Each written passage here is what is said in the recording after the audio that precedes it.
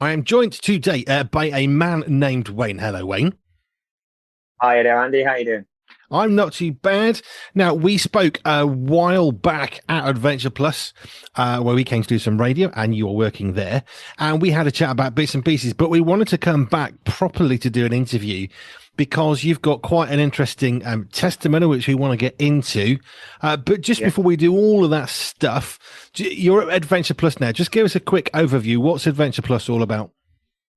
So, Adventure Plus is a Christian outdoor activities company that provides activities to schools and youth groups and Duke of Edinburgh and all number of different children's sort of groups. And we help them have fun in the great outdoors with a Christian ethos of being kind, caring, and loving and showing them God's creation. So that's your day job now. We'll come back to that right at the end, but let's Yeah. go straight back in time a little bit for you. You're working for a Christian organization ministry now. Where did your Mhm. Christian journey really begin? It's been, I will be honest with you, it's been on and off since I was very, very young.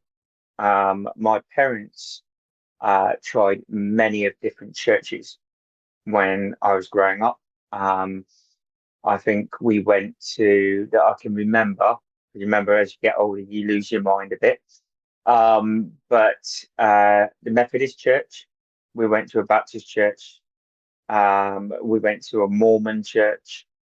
And then eventually we ended up at a Church of England church in St Austell in Cornwall because that's where I grew up. And I gave my life to Christ at I suppose you would call it like a mission trip that they came down. There was a walk called the Walk of a Thousand Men. I think it was 80s or 90s. I was about 13 and I gave my life to Christ, should we say, for the first time on that. Sorry, somebody trying to get a hold of me and I've got to stop it. But yeah, ever in demand. But yeah, the first time I say I committed my life to Christ was uh, at one of these Billy Graham, well, no, not Billy Graham, Walking with Thousand Men missions. That's when you first, not encountered Christ, but obviously that was when your first decision to follow him and make him Mm. not just something that you looked at. And it sounds like your parents were, well, they were clearly seeking something, right? Because they're trying these different denominations and different organizations. So they were seeking something, but it took you a little bit longer before you found that. Was it a Walk Yeah, of the Thousand Men? Was that what it was called? yeah, I think it was Walking with Thousand Men, and basically, a thousand men came down to Cornwall. They walked all over Cornwall, and they put up a great big marquee in our local park. And we went, and yeah, I would say more that my mother was looking for faith and different acceptance and love. My dad was totally different. My dad was he was an atheist. He was the man that if you were doing like let's say now an alpha and you saw him turn up and you'd know him, you'd go, oh, here we go. I've got a rough night tonight. I've got to have loads of hard questions. But my mum was definitely seeking the right place in the end. So that's early days, that's sort of mid teens.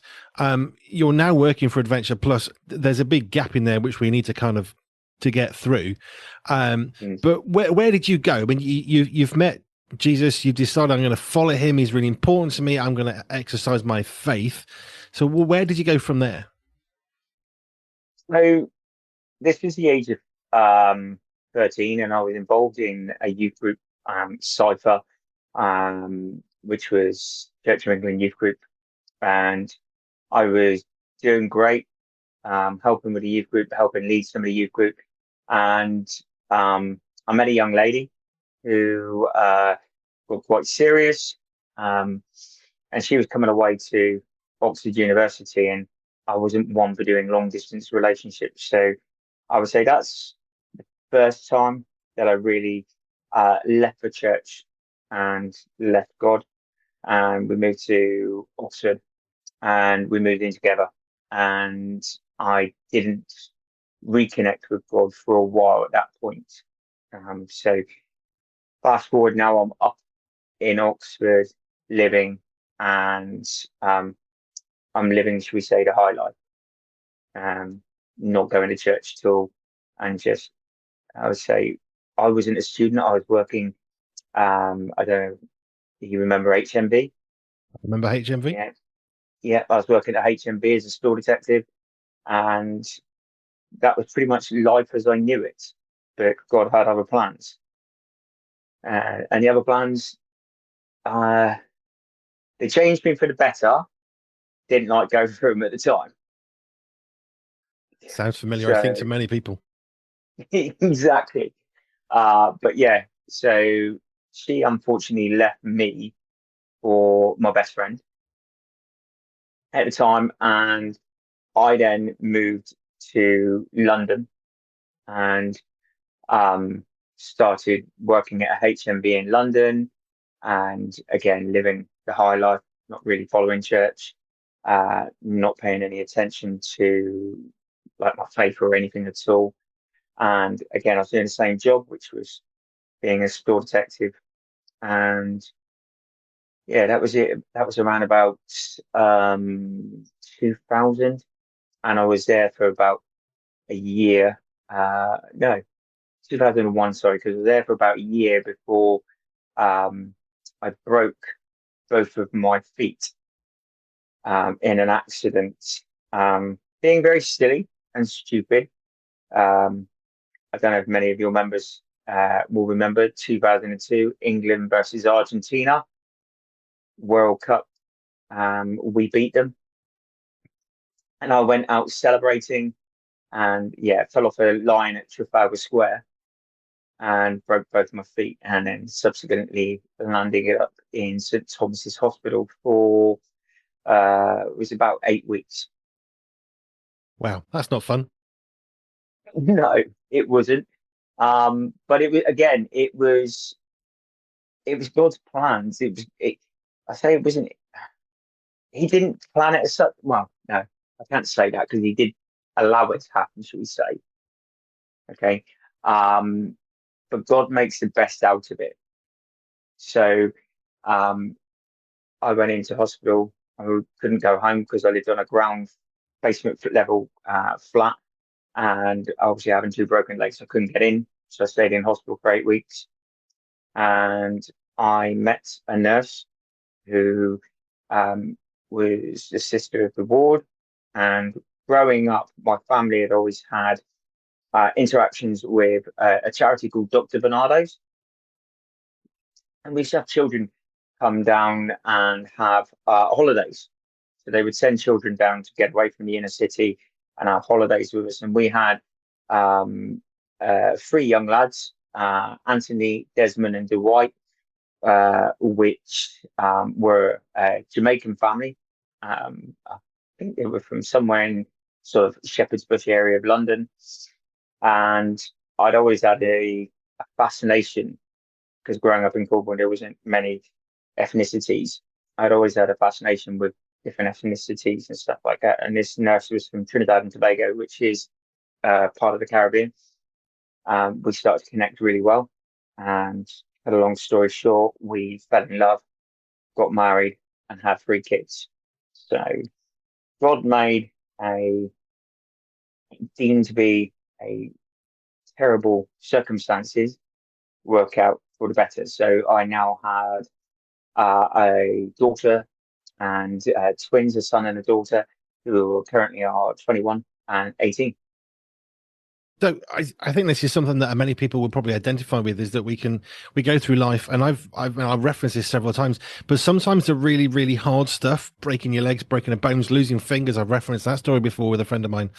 Those, whilst they are terrible in every single possible sense, yes, they absolutely are. It is always beautiful to see how God can take something that's tragic, a tragedy, like breaking your feet, losing a finger, but actually can redeem it. And that's why we call God a redeemer, because he takes the really horrible, hard stuff and actually somehow turns it into something quite beautiful.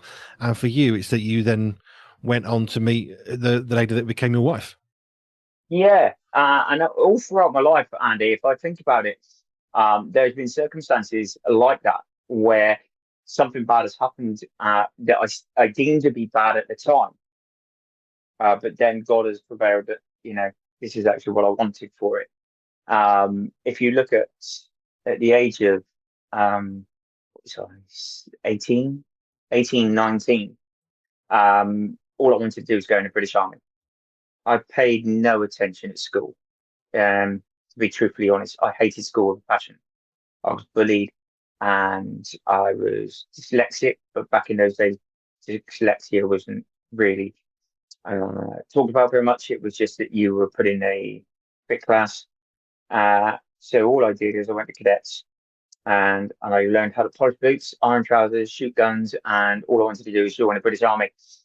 But upon the medical for the army, they discovered I had a tumor in my neck, which meant that I had to go and have a test done, and they discovered I had non-Hodgkin's lymphoma the first time, so I had to have it a slight bit removed, and then I'd have radiotherapy, and then I couldn't go in the British Army. Which, when I look back on it now, was obviously the right decision, because I genuinely believe if I had gone in the army, I probably wouldn't be where I am now.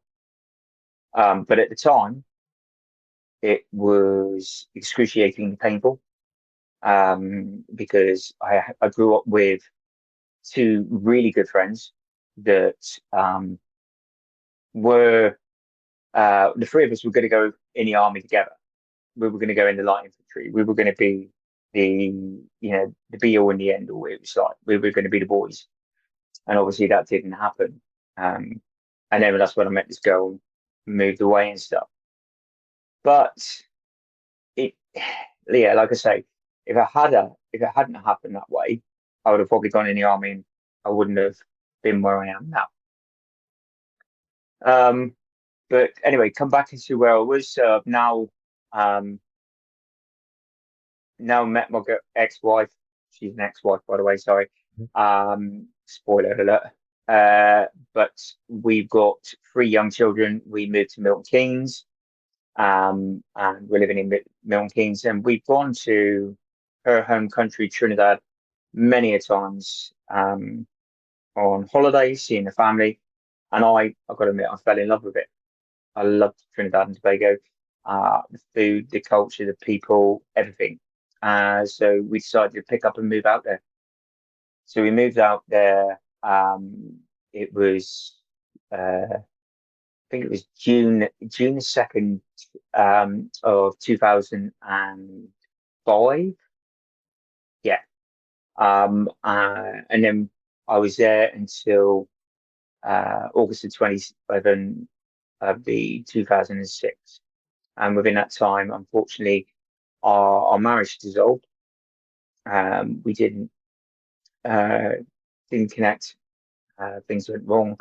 Stuff happened, and they unfortunately dissolved. Don't hold any of it against her. And she's a Christian, and I'm a Christian, and we've forgiven each other for that. And like I say, the best thing that come out of it is I've got 3 amazingly beautiful children that are beautiful, smart, intelligent, and funny. But I came home because I was going to try and live there and stay there. But I came home on August the 27th, 2006, because I got cancer again. But this time it was a lot more severe. In Trinidad, they didn't think they could do much for me. So I assumed that I was coming home to basically get ready to die, in a sense. But God had other plans.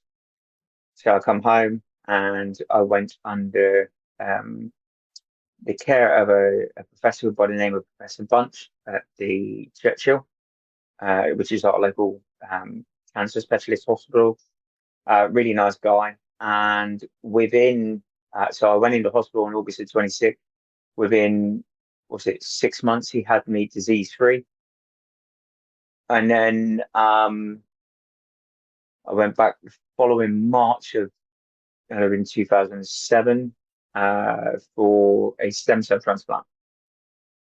And then I was right as rain pretty much ever since. I got involved with church at that point, here in the local area, seeking to have a part of my heart fulfilled, which, um, not knowing to me at the time, wasn't actually fulfilled. So I was trying to uh, fill that void that everyone speaks about, and um, didn't feel like I had it filled, and went and made some very big mistakes, um, following paths of um, drinking, uh, not so much smoking or doing drugs, but drinking and, should we say, uh, the opposite sex.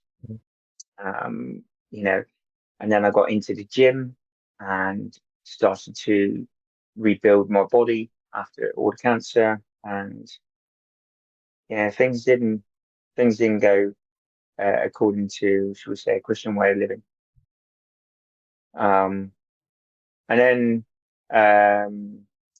so that was 27 to 210. Um, sorry, 211. 211, I met my now wife Mhm. at the gym, and we um, we started making connections and becoming friends, and she became my best friend. And I was telling her everything. And again, bearing in mind, I'm still living the high life, being very stupid, very immature the way I look at it now. Um, and then one day, it just dawned on me, this person is actually someone that I can tell everything to. She's like my best friend. She's very attractive. She's someone I think I want to spend the rest of my life with. So I told her, and she sort of went, nah, because obviously she knew everything and knew who the way I was. Um, but to cut a very long story short, we eventually got together. We got married on December the, better get this right, December the 13th of 2014. And we've been all together since. Hasn't been easy, because I still had this rebellious child inside that still was looking for love and appreciation from anyone and everything that would show me some form of interest. And um, being and working in various different fields, um, it come to a conclusion, shall we say, in what was it, uh, September of 2019, um, working in a gym at this point. I'd met another young lady, and unfortunately, I had an affair. And to this day, it's one of the biggest regrets of my life, because it meant that I was hurting the person that loved me the most. That, apart from Christ, in a sense, it's just the person that loved me. And um, we went and got counselling, and went to a lovely couple, Christian married couple that are slightly older than us, shall we say, that have wise and mature ways. And I'll never forget going there the first time. Um, and I'd never had anyone put me in my place. I'd never, because my dad unfortunately passed away when I was 20. So obviously, like I said to you earlier, I I discovered I had cancer in 1996.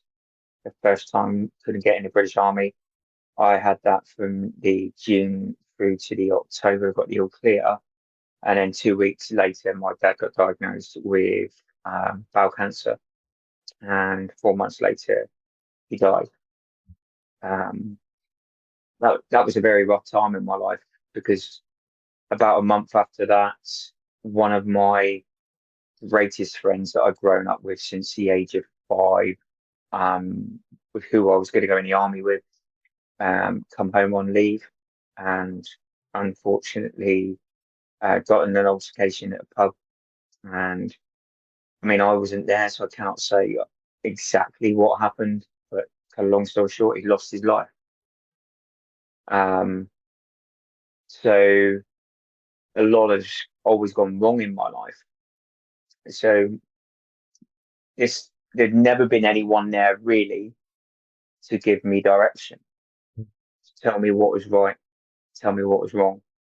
And we went to this couple for advice. I'll never forget it. He's loving the bits now. I think he's amazing. But the first time I said something that he didn't agree with, he went, no, no, no, no, no, no. Wait, stop. Listen. And I'm sat there then going, who's this guy? Who the heck is he to tell me what? And from then I built up a lot of respect and trust and faith for him, in a sense. So I really do appreciate who he is. And we then sat and spoke about all the connections that I've had throughout the rest of my life, with obviously the female sort of problem that I had.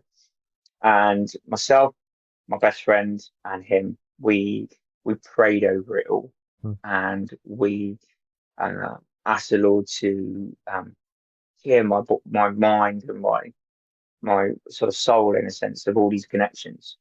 And then I gave my life to recommitted my life to Christ. And from then on, life just changed dramatically. So I confessed to my wife everything that had been going on. And it was really bizarre because it was almost like a Holy Spirit moment, almost like the Holy Spirit took over, because as fast as these words were coming out my mouth, inside of me, I'm screaming to myself, what are you doing? What are you doing? But she sat down in front of me. I never get it. It was the first time I really felt true love and forgiveness, which she just sat there and she said, Wayne, I love the sinner, not the sin. And I was like, wow. And then ever since then, we've been, right as rain. We've been deeply in love, and we've connected, and we've been through a lot together since then. But it was about a month after that, I got diagnosed with cancer again. And this is now going into 2020. So January 2020, I got diagnosed with cancer, and I had to go through chemotherapy and radiotherapy again, from pretty much the February/March onwards, which was, if we all remember, was middle of COVID. I had this hacking cough and issues, and of course we didn't discover what it was until later down the line. But apparently, during the COVID, during the chemotherapy, I had COVID, and I had not even realised. But the Lord saved me throughout all of it, because I didn't actually have any symptoms, because He had a better thing planned for me. So I got the all clear in September, and we were in our house in 2020. We had 2 weeks, which was cancer free, because 2 weeks later, my wife got diagnosed with ovarian cancer. Yeah, you could make it up if you wanted to. And then she had a major operation. She had abdominal surgery, and then she was in treatment up until the following February. And by the following February, she was right as rain. And when we were able to go to church, we were going to St Aldate's in Oxford, and starting to really, really connect and enjoy going to church and everything. And it must have been we have a service called Alive, and there was a guy there. He's the and I think it was this official title. I think it's associate minister or vicar of the church, called Mark. And I went and had a chat with him because whenever I've been connected with a church or I've met people with a churchy background, they said to me, "We think you have the gifting of evangelism." Um, and half the time I was like, "Evangel what? Sorry, no idea." Anyhow, Nicole said to me, which Nicole's my wife, she said, "What are you going to do about it?" I said, "I'll go and ask him what I need to do to follow my calling." And he pointed me in the direction of a lovely guy by the name of Greg Downs. I don't know if you've ever met him. He's an evangelist, really lovely guy. And I went over and sat and had a chat with him. And the conversation went something along the lines of this.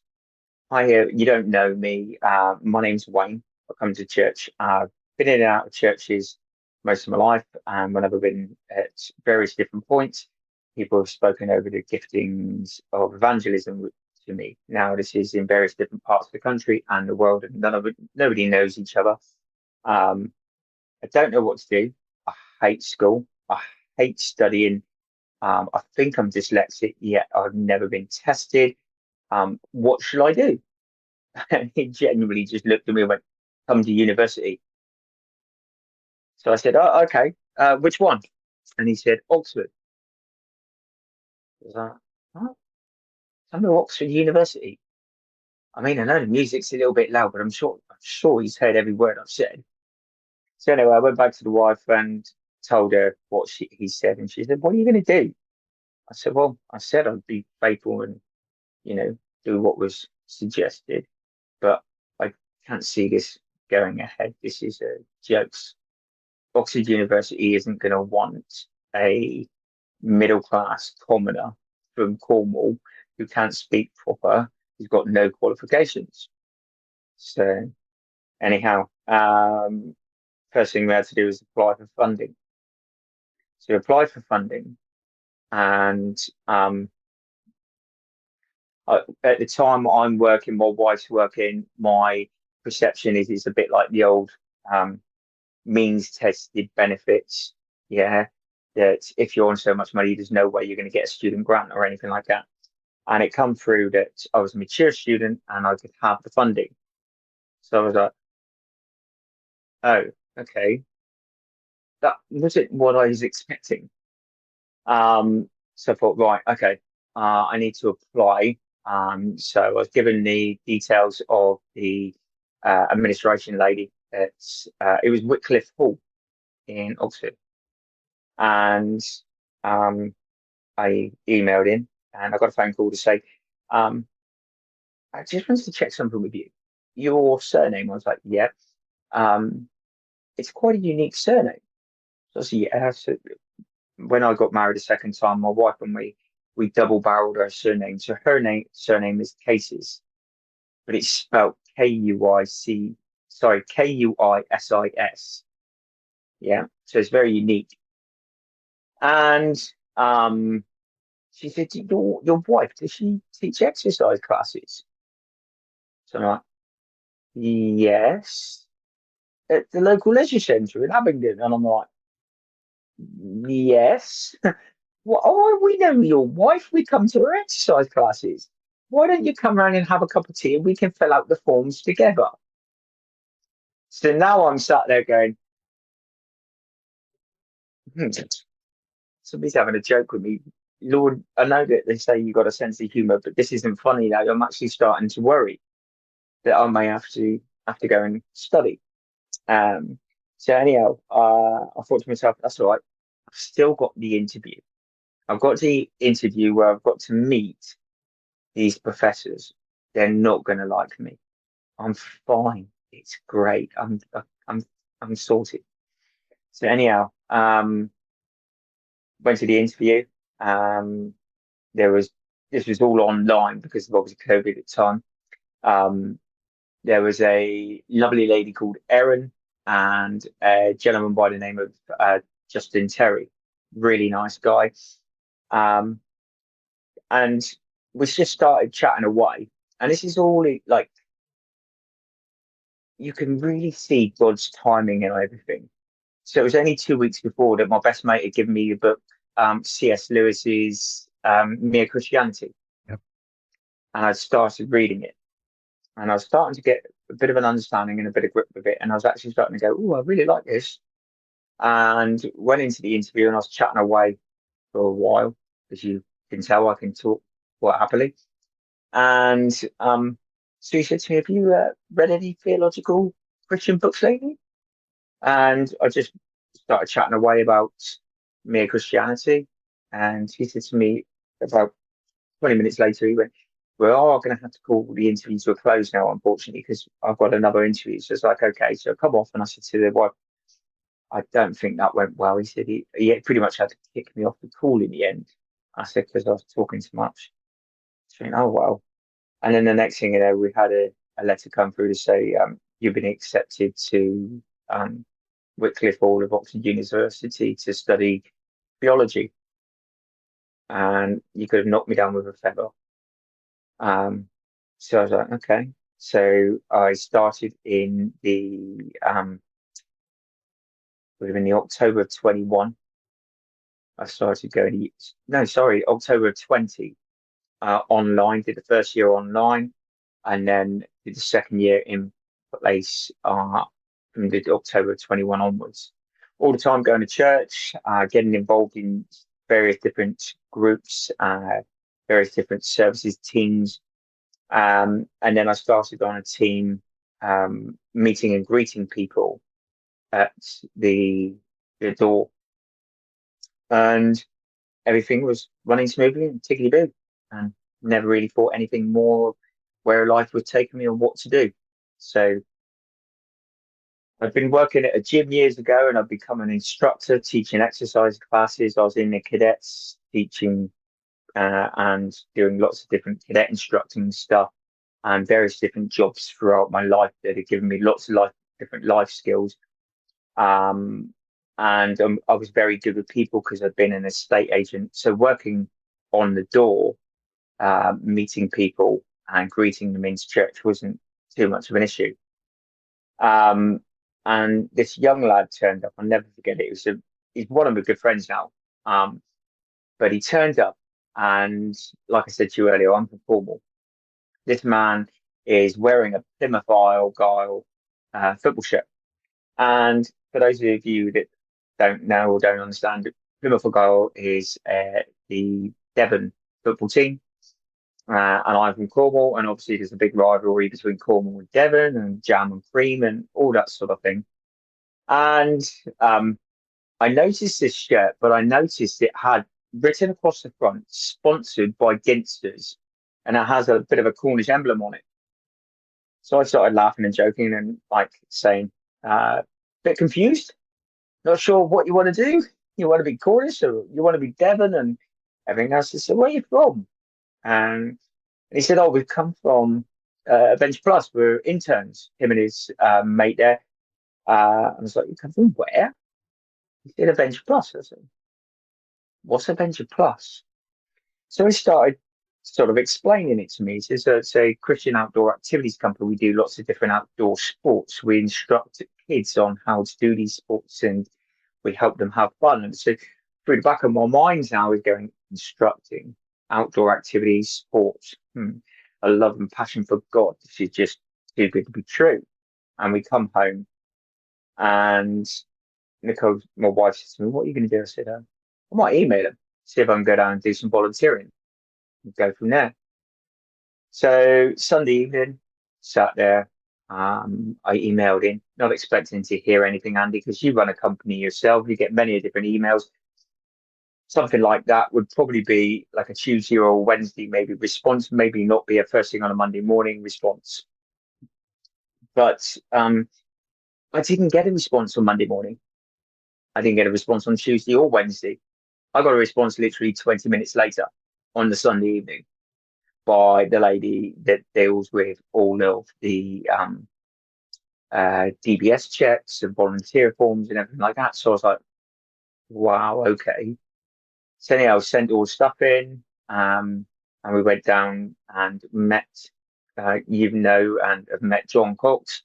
we went and met John, and for anyone who hasn't met John, he is an incredibly inspiring gentleman. Um, and I come away saying to my wife, I feel like as soon as my feet touched Adventure Plus soil, it was like God had said to me, "This is where I want you. Everything you've been through is for this moment. This is what you're gonna, all of what you've been through, all this stuff, the jobs, the pains and the joys are going to give you what I need for you being here." So I helped with climbing club, I helped with canoe club, and all along everyone's talking about these gap year programs, and I'm thinking, oh, like gap year programs are for like, you know, 17, 18 year olds. And they said, oh, no, no, you can be any age, come and do the gap year. So I spoke to my wife and I spoke to my mother-in-law, who's a very kind and caring lady, who's a very strong, devout Christian lady, who had been there and guiding me and helping me throughout everything. And we agreed that I would go and she would help me be able to go. So I then did 2 year internship on an intern called AIM. Now, AIM, for anyone who doesn't know, is stands for Adventure Impact, but it basically is SEND, special educational needs and disabilities, and we help more on a one-to-one basis. So we help kids that have things like ADHD, autism, anxiety, or even physical disabilities like being blind or deaf and stuff like that. And we help them do activities that they may feel that they can't do on their own or can't do in a group. And we help them, have fun in the outdoor world. So I did a 2 year internship there so I started my first year when the other two that I met on church was on their second year. We spent many of times together and had some lots of laughs and fun. They become like my best friends, and I then got a job last September, and I started full time, where I've now been working on the AIM department ever since. So, I mean, it's a journey of, for me, there's a lot of difficulties in there. That you've got cancer thrown in, you've got losing friends, trying to connect with God. That's what your family was trying to do through your mum. Yeah, You connect to God, you kind of go away a little bit, but as you weave through all of that, which is the bit that I love to look back and reflect on, is you've got so many moments of God trying to draw you near. You come near, you walk away, he calls you back again. And now you're able to use some of all the skills really that are there, that love hmm of the outdoors, people, all that. But the bit that really struck me from what you were saying a while back was you were chatting to somebody who actually called you out basically and said, no, that's not okay. Because I'm struck yeah, by a scripture that says, young men and old women and older women, old women and old men, badly paraphrased, basically help people who are younger, not if they yeah, fancy it, not if they want you to help them. No, no, teach them the way to be.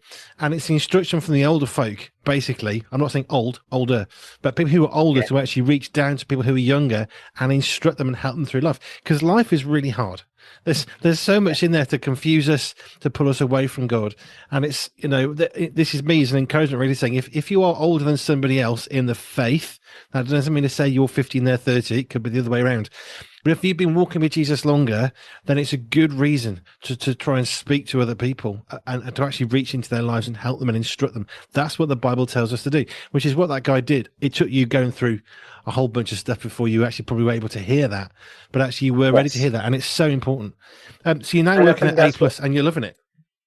yeah, and that's what I loved about him, was he really didn't allow me to be the idiot that I'd been being. He literally did call me out and he guided me through it. And then, yeah, like I'm now A plus.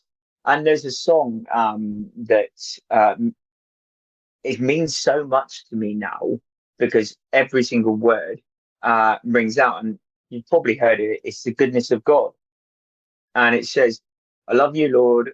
Oh, your mercy never fails me. All of my days I've been held in your hands, and no matter what I've been through." I've never been left to die. So I've been through cancer 3 times. I've never been left to die. The point where my mate got taken, this was on the Sunday evening.